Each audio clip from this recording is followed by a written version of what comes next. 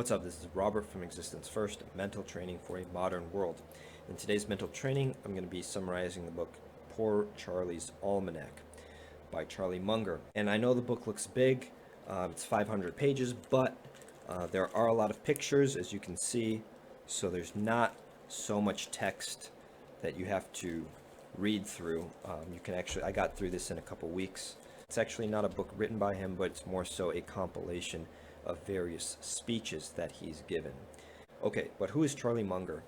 Charlie Munger is the business partner of Warren Buffett, and the two of them are among the best investors in the world.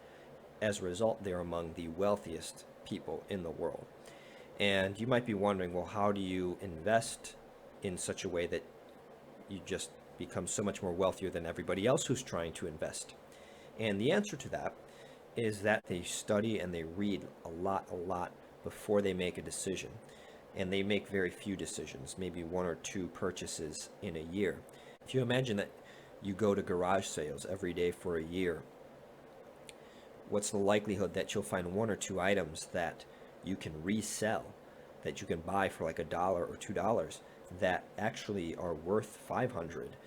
The probability is quite high. It's just a matter of detecting those.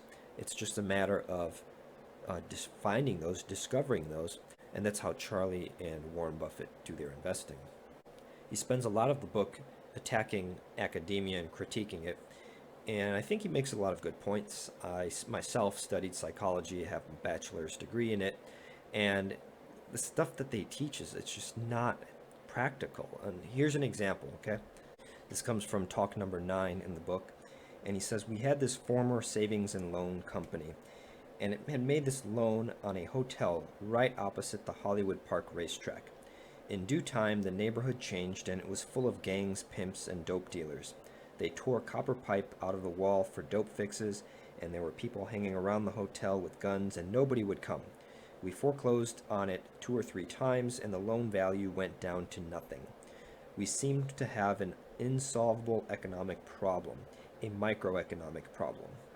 Now, we could have gone to McKinsey or maybe a bunch of professors from Harvard, and we would have gotten a report about 10 inches thick about the ways we could approach this failing hotel in this terrible neighborhood, but instead, we put a sign on the property that said, for sale or rent.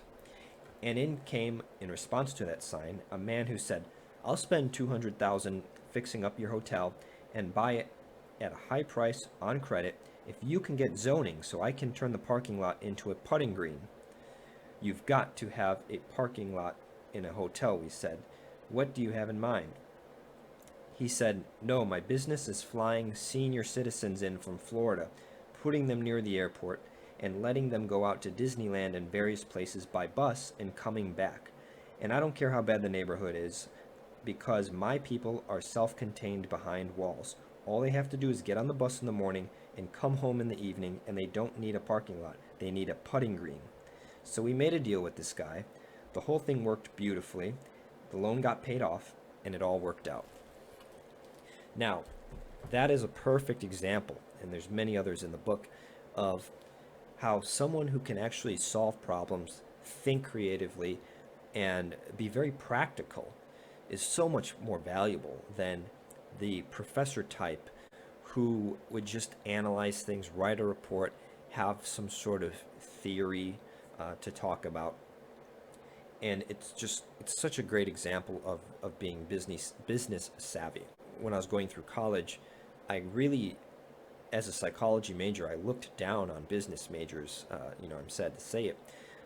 But I thought that they were just like money hungry, and they weren't interested in learning things like philosophy and the human condition and human nature.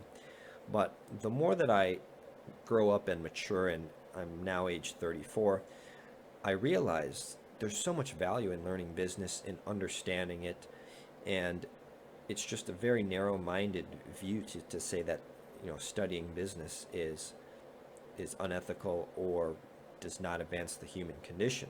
Actually, Charlie gave so many examples of how incentives and properly understanding incentives caused so many businesses to flourish. And that, to me, that's real psychology. That is awesome stuff, because you have to understand what motivates people. He often tells the story of Federal Express, how they tried to guarantee packages arriving overnight, and the packages were always late until one person at the business decided that they were going to pay the employees for their entire shift and then allow them to go home as soon as they were done processing their packages rather than have to wait until the end of their shift to go home.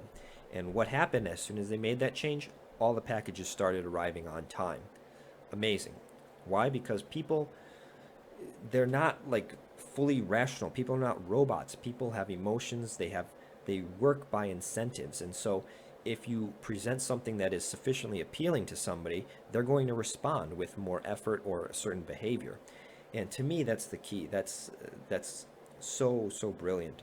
There's no better metric than someone who can get results in the world. You can have somebody that wants to write their essays and talk about human nature all they want, but when somebody actually gets results on a consistent basis, then that is really something that needs to be studied.